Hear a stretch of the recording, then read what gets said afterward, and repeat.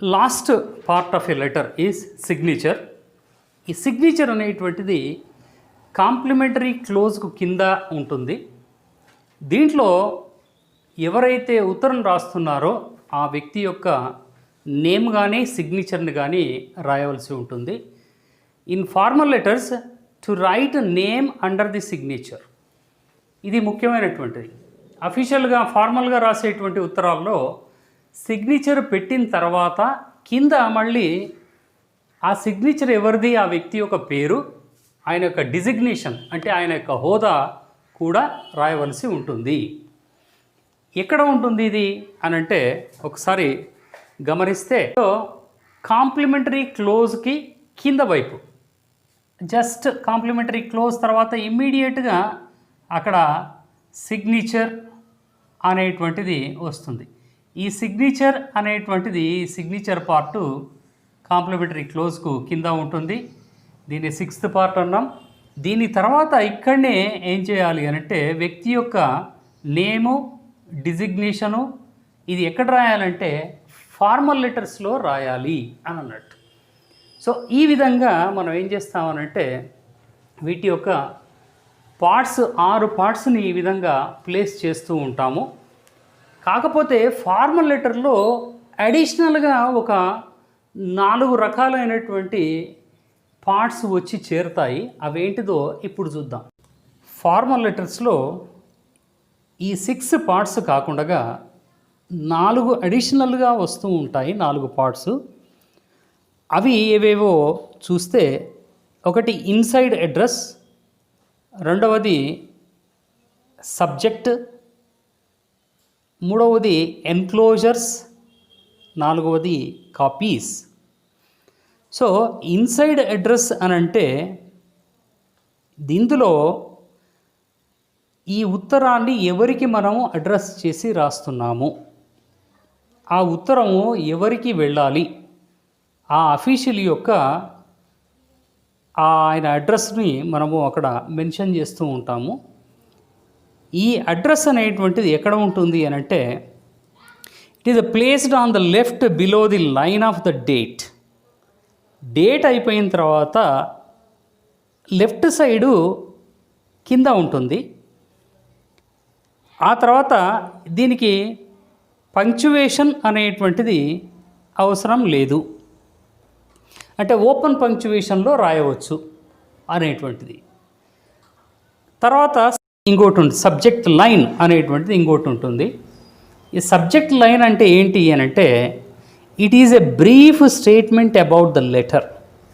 అంటే body of the లెటర్లో మనము మెన్షన్ చేయబోయే డీటెయిల్స్ గురించినటువంటి ఒక బ్రీఫ్గా ఒక లైన్లో ముందే తెలియజెప్పేటువంటి దానిని సబ్జెక్ట్ లైన్ అని అంటారు. అంటే ఆ ఉత్తరం దేని గురించి, మనం దేని గురించి రాస్తున్నాము అని అన్నట్టు. సో అది సబ్జెక్ట్ లైన్ అంటే దాన్ని ఎక్కడ ప్లేస్ చేయాలి అంటే it is a placed below the salutation. చాలామంది ఇక్కడ తప్పు చేస్తూ ఉంటారు. చాలా లెటర్స్లో సబ్జెక్ట్ లైన్ని రాసేటప్పుడు ముందు సబ్జెక్ట్ లైన్ రాసి తర్వాత సాల్యుటేషన్ని రాస్తూ ఉంటారు. కానీ జనరల్గా రాసేటువంటి పద్ధతి ఏంటి అని అంటే సాల్యుటేషన్ అయిన తర్వాతనే సబ్జెక్ట్ లైన్ని రాయాలి. So this is second part. Enclosures అనేటువంటిది ఇంకొకటి. ఎన్క్లోజర్స్ అని అంటే మనము ఆ లెటర్తో పాటుగా, ఫార్మల్ లెటర్తో పాటుగా జత చేసేటువంటి కొన్ని కాపీస్ ఉంటాయి. ఫర్ ఎగ్జాంపుల్ మనము ఒక అడ్మిషన్ తీసుకుంటున్నాం ఒక కాలేజ్లో కానీ ఒక ఇన్స్టిట్యూషన్లో కానీ అని అంటే వాళ్ళు ఏమడుగుతారంటే టీసీ అనేటువంటి దాని కాపీ, మార్క్స్ మెమో అనేటువంటిది, ఇక క్యాస్ట్ కానీ ఇన్కమ్ కానీ ఇలాంటి సర్టిఫికేట్స్ అడుగుతూ ఉంటారు కొన్ని సందర్భాల్లో. అప్పుడు వాటి యొక్క జిరాక్స్ కాపీస్ని మనం పెట్టే అప్లికేషన్ లెటర్కి అటాచ్ చేస్తూ ఉంటాం. అట్లా అటాచ్ చేసేటువంటి వాటిని ఎన్క్లోజర్స్ అని అంటారు. సో వాటిని మెన్షన్ చేయడం అనేది ఇంకొకటి. లాస్ట్ వన్ ఏది అని అంటే కాపీస్ అనేది. ఈ కాపీస్ అనేటువంటిది ఎక్కడ అనంటే ఈ ఎన్క్లోజర్స్ తర్వాత దీన్ని మనం ప్లేస్ చేస్తూ ఉంటాము. ఆ ఉత్తరాన్ని కొన్ని సందర్భాల్లో సేమ్ ఉత్తరాన్ని వేరే వాళ్ళకి పంపిస్తూ ఉంటాం. For example copy to collector, copy to sub collector, joint collector అని, లేదా కాపీ టు ఎంఆర్ఓ అన్నట్టుగా ఇట్లా ఒకటే లెటర్ని ఆ విషయాన్ని అందరికీ తెలియజేస్తూ ఉన్నప్పుడు ఎవరెవరికి ఆ లెటర్ని పంపిస్తున్నాం అన్నటువంటి కాపీస్ కింద వాళ్ళ యొక్క పేర్లు, వాళ్ళ యొక్క డిజిగ్నేషన్స్ని మనము మెన్షన్ చేస్తూ ఉంటాము. సో ఈ 4 ఫార్మల్ లెటర్స్లో వస్తూ ఉంటాయి. లెటర్ను బట్టి వీటన్నిటిని మనం రాస్తూ ఉంటాము. కొన్నిసార్లు ఎన్క్లోజర్స్ అవసరం ఉండవు, కాపీస్ కూడా అవసరం ఉండవు. కానీ ఇన్సైడ్ అడ్రస్సు తర్వాత సబ్జెక్ట్ లైన్ అనేటువంటిది ఆల్మోస్ట్ ప్రతి ఒక్క ఫార్మల్ లెటర్కి అవసరం అవుతూ ఉంటుంది. వీటిని ఒకసారి వీటి ప్లేస్మెంట్ని ఎక్కడ ఉంటాయని మనం గమనించి చూస్తే, ఫార్మల్ లెటర్లో అబ్జర్వ్ చేస్తే అడిషనల్గా వచ్చినటువంటి 4 పార్ట్స్ ఎక్కడెక్కడ ప్లేస్ అయి ఉన్నాయి. మనం ఇంతకుముందు చెప్పుకున్నట్టుగా చూస్తే ఫస్ట్ది సెండర్స్ అడ్రస్, డేటు మామూలుగా ఇన్ఫార్మల్లో ఫార్మల్లో సేమ్ అదే ప్లేస్లో ఉంటాయి. కానీ ఫార్మల్ లెటర్లో ఇక్కడ ఇన్సైడ్ అడ్రస్ అనేటువంటిది శాల్యుటేషన్ కంటే ముందే వస్తుంది. ఇది ఇన్సైడ్ అడ్రస్ యొక్క ప్లేస్. దీని తర్వాత వచ్చేటువంటిది salutation third part, and again subject. This subject is extra in formal letter and this is also extra in formal letter. After this ఇక్కడ బాడీ అనేటువంటిది మామూలుగా ఉంటుంది. బాడీ ఆఫ్ ద లెటర్ వస్తుంది. Body of the letter తర్వాత ఉండే complimentary close ఫార్మల్లో ఇన్ఫార్మల్లో same ఉంటుంది. Signature also same, but these 2 are extra. Enclosures అని అంటే ఈ సిగ్నేచర్ తర్వాత ఆఫ్టర్ 1 లైన్ ఎన్క్లోజర్స్ అనేటువంటి దాన్ని మనము యాడ్ చేస్తాము. ఎన్క్లోజర్ ఈజ్ నథింగ్ బట్ మనము ఏవైతే అడిషనల్గా కొన్ని కాపీస్ని యాడ్ చేస్తామో వాటిని ఎన్క్లోజర్లో రాస్తాం.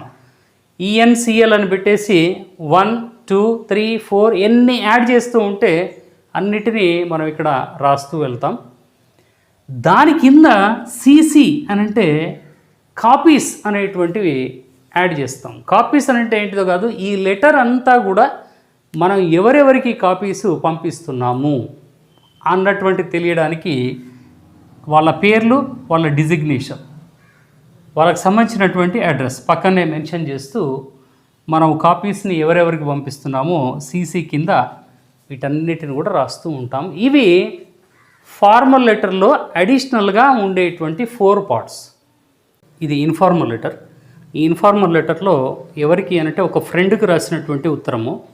ఇందులో ఫస్ట్ పార్ట్ అయినటువంటి అడ్రస్సు 12-145 రాజా స్ట్రీట్, నీలగిరి కాలనీ, సికింద్రాబాద్ అన్నటువంటిది కంప్లీట్ అడ్రస్సు.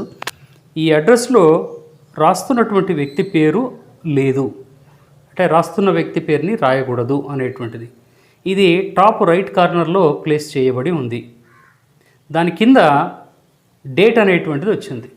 డేట్ అనేటువంటి దాన్ని మనము డేటు, మంత్, తర్వాత ఇయర్ అనేటువంటి దాన్ని మెన్షన్ చేయడం జరిగింది. సో దాని తర్వాత ఫుల్ స్టాప్ అనేటువంటి పంక్చువేషన్ మార్క్ ఉంది. అట్లాగే అడ్రస్లో కూడా ఓపెన్ పంక్చువేషన్ అనేటువంటిది వాడబడ్డది. లాస్ట్కే సికింద్రాబాద్ తర్వాతనే ఫుల్ స్టాప్ ఉంది. ఇకపోతే దాని తర్వాత ఒక లైన్ గ్యాప్ తోటి లెఫ్ట్ సైడు సాల్యుటేషన్ అనేటువంటిది మై డియర్ ఫ్రెండ్ అనేటువంటిది సాల్యుటేషన్ వచ్చింది. దాని తర్వాత పంక్చువేషన్ మార్క్ ఉంది. అట్లాగే బాడీ ఆఫ్ ద లెటర్లో 3 పారాగ్రాఫ్స్ అని కాకుండా ఇది శాంపుల్ కాబట్టి ఫార్మల్గా బాడీ ఆఫ్ ద లెటర్ ఎట్లా ఉంటుంది అన్నటువంటి దాని గురించి ఇక్కడ సింపుల్గా రాయడం జరిగింది. I have reached here safely today. It was a happy time and now I am very happy. I shall give you all the details in the next letter. So సింపుల్గా ఏంటిది అని అంటే రిప్లై రాసినటువంటి ఒక లెటర్ ఇది, friend రాసినటువంటిది. దాని కింద body of the letter అయిపోతూనే కింద ఏముంది అని అంటే యువర్స్ లవింగ్లీ అన్నటువంటి కాంప్లిమెంటరీ క్లోజ్ వచ్చింది. దాని కింద ఎవరు రాశారు పేరు అనేటువంటిది ఉంది. యువర్స్ లవింగ్లీ అన్నటువంటి దాని కాంప్లిమెంటరీ క్లోజ్లో పంక్చుయేషన్ మార్క్ కామా ఉంది. అట్ ద సేమ్ టైము అక్కడ యువర్స్లో అపాస్ట్రోఫీ లేదు, గమనించాలి. సో ఈ విధంగా ఇన్ఫార్మల్ లెటర్ అనేటువంటిది ప్లేస్ చేయబడి ఉంటుంది. కానీ దీన్నే ఫార్మల్ లెటర్గా ఒక ఫార్మాట్ చూసినప్పుడు ఫార్మల్ లెటర్లో కొద్దిగా అడిషనల్గా ఉండేటువంటి విషయాలు వస్తాయి అని చెప్పాం. అందులో ఇన్సైడ్ అడ్రస్ ఒకటి, సబ్జెక్ట్ ఒకటి, ఆ తర్వాత ఎన్క్లోజర్స్ అండ్ ఇంకొకటి కాపీస్ అనేటువంటి ఆ లెటర్ని ఎవరికి పంపిస్తున్నాము అనేటువంటి లెటర్ని బట్టి మనము ఆ యొక్క కాపీస్ అనేది కానీ ఎన్క్లోజర్స్ అనేటువంటిది కానీ అటాచ్ చేస్తాం. ఇందులో చూస్తే అడ్రస్ కానీ డేట్ కానీ సేమ్ అదే విధంగా ఉన్నాయి. తర్వాత ఇక్కడ ఇన్సైడ్ అడ్రస్గా to the principal government degree college Khairatabad Hyderabad అని ఉంది. సో ఇది అంటే ఖైరతాబాద్లో ఉన్నటువంటి గవర్నమెంట్ డిగ్రీ కాలేజ్కి ఆ ప్రిన్సిపల్కి రాస్తున్నటువంటి లెటర్ అనేటువంటి తెలుస్తూ ఉంది. సబ్జెక్ట్ లైన్ అనేటువంటిది మనకు శాలిటేషను తర్వాత ఉండాలి. సో సబ్జెక్ట్ లైను శాలిటేషన్ ఏంటిది అని అంటే ఇది ఒక అఫీషియల్కి రాస్తున్నాం కాబట్టి సర్ అనేటువంటిది సబ్జెక్ట్ లైన్ ఉంది. అట్లాగే కొంతమంది కొన్ని లెటర్స్లో రెస్పెక్టెడ్ సర్ అని కూడా రాస్తూ ఉంటారు. అయితే బేసికల్గా అయితే any formal letter will have sir or madam as a salutation తర్వాత మనకు సబ్జెక్ట్ లైన్ అనేటువంటిది వచ్చింది. ఈ లెటర్ దేని గురించి రాస్తున్నాం, ఇది లీవ్ అప్లికేషన్ అని అన్నాము. రిక్వెస్ట్ అండ్ రిగార్డింగ్ అనేటువంటిది వచ్చింది. సో రిక్వెస్ట్ అని అంటే దీని గురించి ఈ విషయం గురించి రిక్వెస్ట్ చేస్తున్నట్టు, ఈ విషయం గురించి రిగార్డింగ్ అని అంటే ఈ విషయం గురించి మనము లెటర్ రాస్తూ ఉన్నట్టు. సో ఈ రెండు కూడా సబ్జెక్ట్ లైన్ చివరిలో యాడ్ చేయవలసి ఉంటుంది. దాని తర్వాత బాడీ ఆఫ్ ద లెటర్ వస్తుంది. సో బాడీ ఆఫ్ ద లెటర్లో విషయం ఏంటిది అని అంటే లీవ్ కావాలి అన్నటువంటిది రాస్తాము. దాని తర్వాత ప్రతి ఒక్క ఫార్మల్ లెటర్కి బాడీ ఆఫ్ ద లెటర్లో భాగంగా థ్యాంకింగ్ యూ చివరిలో రాస్తాం. థ్యాంకింగ్ యూ సార్ కానీ థ్యాంకింగ్ యూ మేడం కానీ రాయాల్సిన అవసరం లేదు, జస్ట్ థ్యాంకింగ్ యూ అని రాస్తే సరిపోతుంది. అట్లాగే కాంప్లిమెంటరీ క్లోజు ఏ ఫార్మల్ లెటర్కైనా కానీ సరిపోయేటువంటిది యువర్స్ ఫెయిత్ఫుల్లీ అనేటువంటి సరిపోతుంది. అట్లాగే కింద ఎవరు రాశారు ఈ లెటర్ అనేటువంటిది పేరు. కానీ దీనికి ఎన్క్లోజర్స్ అని అంటే ఈ యొక్క దీనికి మనము ఎవిడెన్సెస్ ఏం పెట్టాల్సిన అవసరం లేదు కాబట్టి ఎన్క్లోజర్స్ అనేటువంటిది లేదు. అట్లాగే దీన్ని ప్రిన్సిపాల్కు రాసినటువంటి ఉత్తరం కాబట్టి దీనికి కాపీలు ఎవరికి పంపిస్తున్నావు అనేటువంటిది కూడా మెన్షన్ చేయాల్సిన అవసరం లేదు కాబట్టి ఆ పార్ట్ కూడా ఇందులో లేదు. సో ఈ విధంగా ఈ యొక్క లెటర్లో ఉండేటువంటి పార్ట్స్ని ప్లేస్ చేయడం జరుగుతుంది. ఇప్పుడు మోడర్న్ స్టైల్ ఆఫ్ రైటింగ్ లెటర్స్లో కొత్త పద్ధతిని ఏమంటారంటే బ్లాక్ ఫార్మాట్ అని అంటారు. ఈ బ్లాక్ ఫార్మాట్లో ఏముంటుంది అని అంటే మొత్తము అన్ని పార్ట్స్ని కూడా మనము లెఫ్ట్ సైడ్ నుంచే మొదలు పెడతాము అని అన్నట్టు. అంటే ఇప్పుడు ఉన్నటువంటి ఈ యొక్క పద్ధతిలో మనం చూసాము, కొన్నేమో రైట్ సైడ్కి ఉన్నాయి, కొన్నేమో లెఫ్ట్ సైడ్ నుంచి మొదలు పెడుతున్నాం. ఫర్ ఎగ్జాంపుల్ అడ్రస్ కానీ డేట్ కానీ కాంప్లిమెంటరీ క్లోజ్ కానీ లెఫ్ట్ సైడ్ ఉన్నాయి, మిగతా అన్నీ కూడా రైట్ సైడ్ వచ్చినాయి. అట్లా కాకుండా డేట్ అయినా అడ్రస్ అయినా కాంప్లిమెంటరీ క్లోజ్ అయినా తర్వాత సాల్యుటేషన్ అయినా ఏది అయినా ఈవెన్ బాడీ ఆఫ్ ద లెటర్లో ఉండేటువంటి ప్రతి లైన్ని కూడా ప్రతి ప్యాసేజ్లో ఉండే ప్రతి లైన్ని కూడా మనం లెఫ్ట్ నుంచే మొదలు పెట్టేటువంటి పద్ధతిని ఏమంటారు అని అంటే బ్లాక్ ఫార్మాట్ అని అంటారు. ఇక్కడ ఉన్నటువంటి ఈ లేఅవుట్ను చూస్తే ఈ లేఅవుటు బ్లాక్ ఫార్మాట్లో ఉన్నటువంటిది.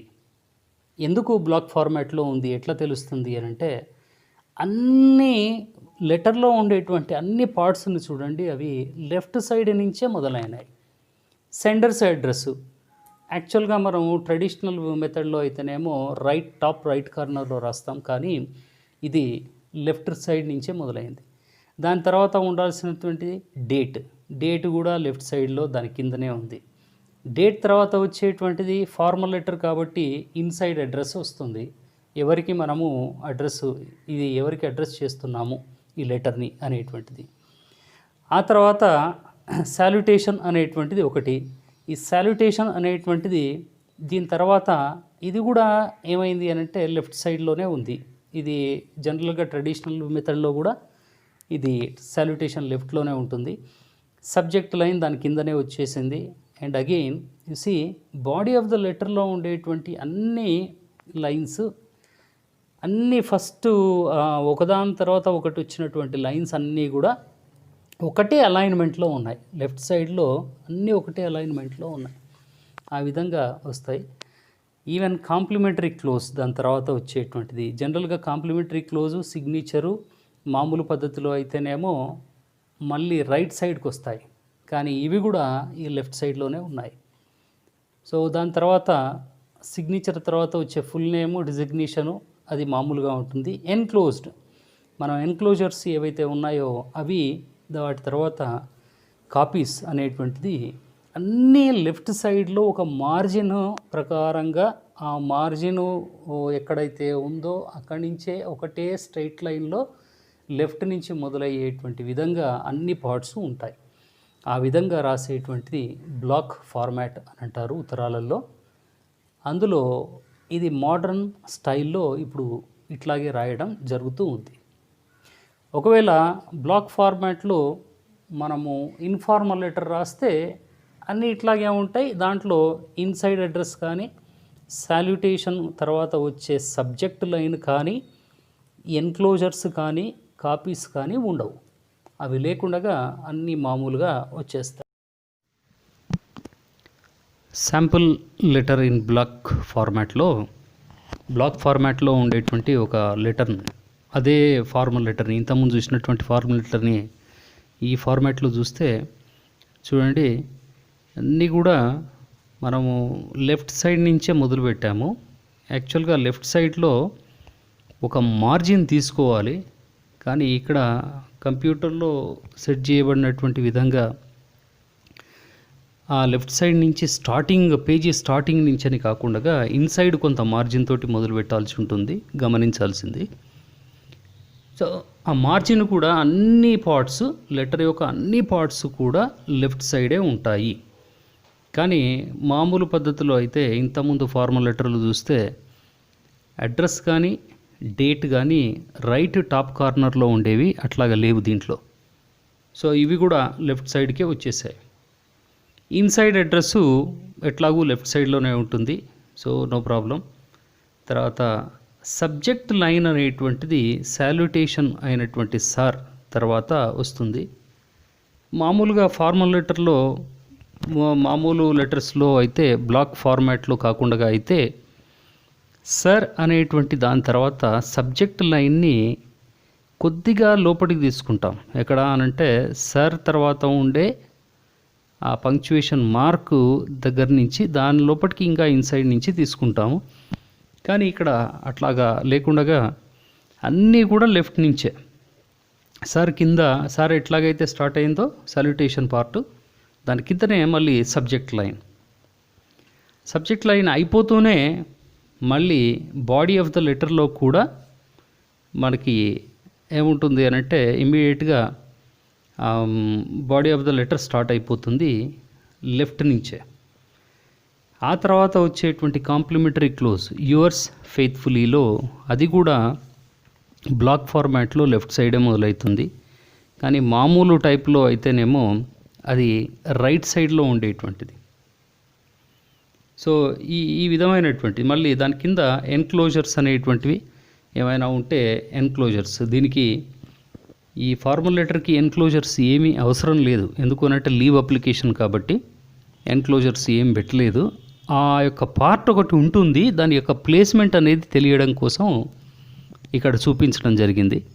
ఎంక్లోజర్స్ తర్వాత కాపీస్ అనేటువంటి పార్ట్ కూడా ఈ లెటర్కి అవసరం లేదు. ఎందుకు అనంటే కాపీస్ అనేటువంటివి కూడా ఈ లెటర్ని వేరే వేరే వాళ్ళకు మనం ఏం పంపించాం.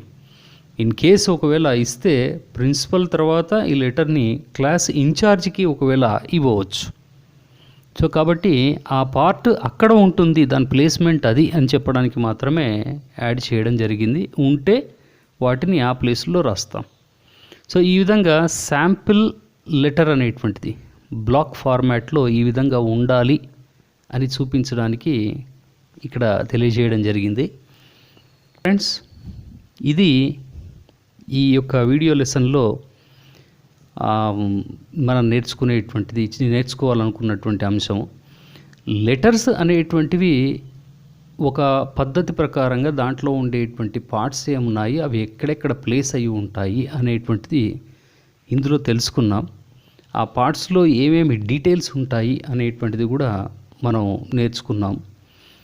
ఎక్కువగా లెటర్స్ని మనం చదువుతూ ఉన్నప్పుడు, వాటి యొక్క ఫార్మాట్స్ని గమనిస్తూ ఉన్నప్పుడు, ఇవి మనకు లెటర్స్లో ఉండేటువంటి బాడీ ఆఫ్ ద లెటర్, ఈ పార్ట్ని దాంట్లో మనం రాసేటువంటి డీటెయిల్స్ని రాయటంలో పర్ఫెక్షన్ అనేటువంటిది తెచ్చుకోవచ్చు.